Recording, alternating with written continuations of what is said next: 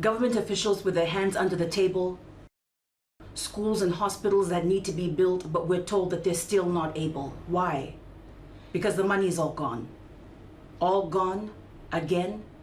It's like they're all singing the same tired old song, and it never stops. It's like it's on repeat because it goes on and on and on. And yeah, we can sit here and complain and moan about how none of these gang are doing their jobs, at how every time we turn around we're being robbed.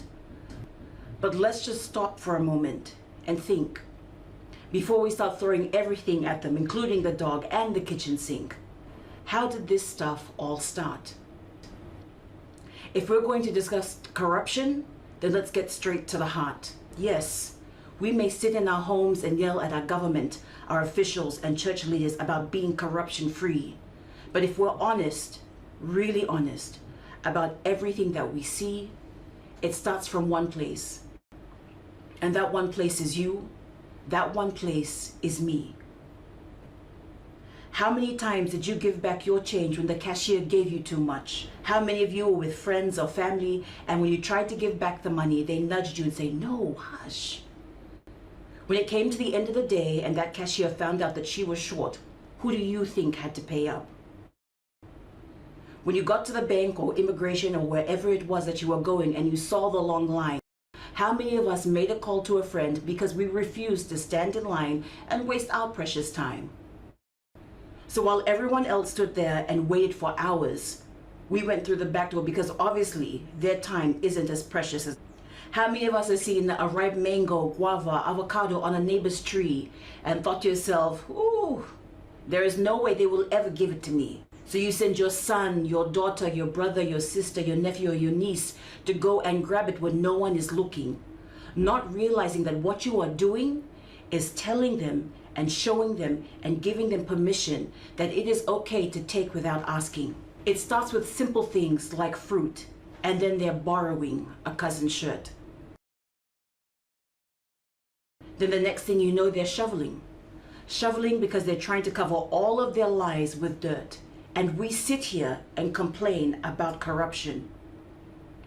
Where do you think it starts from? It starts from things that we think are so small, they're barely even crumbs.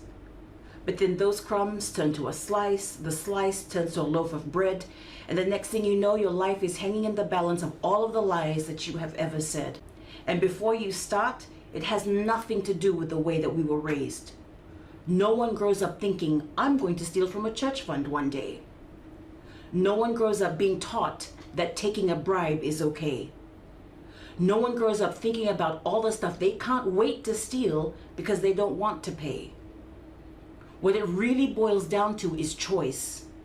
Whether it's $5 or a $50,000 gift, my question is, when it comes to you, will you raise your voice? Will you say no? When it's time to do the right thing, no matter how hard it may be, will you stand up, do the right thing, and say no? I certainly hope so. Because like I said, my friends, it starts with you and me. If we want a world without corruption, then we have to lead by example. I'm not saying it's going to be easy, but we have to be filled with sterner stuff and to live by the very morals that we want our officials and church leaders and ministers to channel. We have to stand by what we believe and live by what we say, so that at the end of the day, when our children look to us, when our daughters look to us, when our sons look to us, they will say no. I was taught better than that. I won't have any part in any of that stuff. My question to you is, who are you going to be honest for? For your parents? For yourself? Or when it comes for your turn to say no to corruption, are you going to put your values on the shelf? Because whether it's answers to a test or giving your friend an unfair advantage that puts them above the rest, who are you going to be honest for? Because whether you're lying for a friend or stealing from your boss, guess what? The sign over that hypothetical door that you're about to walk through still says corruption, and it's gold embossed. For me, I try to be honest every day for my daughter and my son. I want to lead by example and to show them that being honest, it isn't always going to be fun. In fact, it's probably going to suck, And yes, there will be times where money may be a little bit tight, but that's okay. Because if we're going to be living, then by God, we are going to be living right.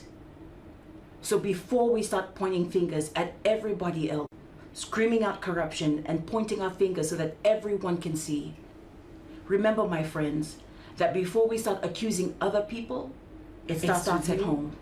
It starts with you. It starts with me.